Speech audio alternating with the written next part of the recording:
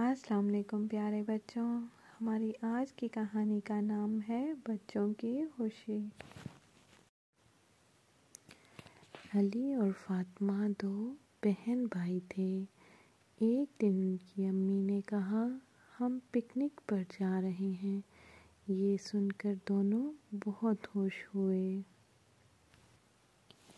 اگلے دن وہ سب پارک گئے۔ علی نے فٹ بال کھیلا اور فاطمہ نے رنگ برنگے غبارے لیے۔ وہ تتلیوں کے پیچھے بھاگے، درختوں کے نیچے دوڑے اور خوب ہنسی مذاق کیا۔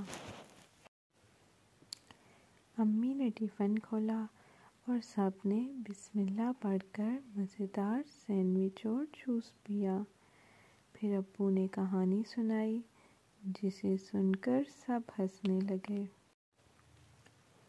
سورج ڈھلنے لگا تو امی نے کہا چلو گھر چلیں۔ علی اور فاطمہ نے کہا یہ بہترین دن تھا اور وہ سب ہنستے کھیلتے گھر آ گئے۔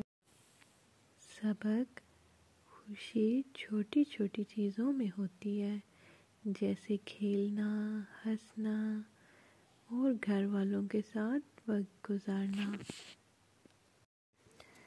تو پیارے بچوں، آج کی کہانی سے ہم نے سیکھا کہ ہمیں اپنی امی ابو کی ہر بات ماننی ہے، انہیں تنگ نہیں کرنا، تو ہم سے بہت پیار کریں گے، ہمارے ساتھ کھیلیں گے، ہمیں بہت سارا وقت دیں گے۔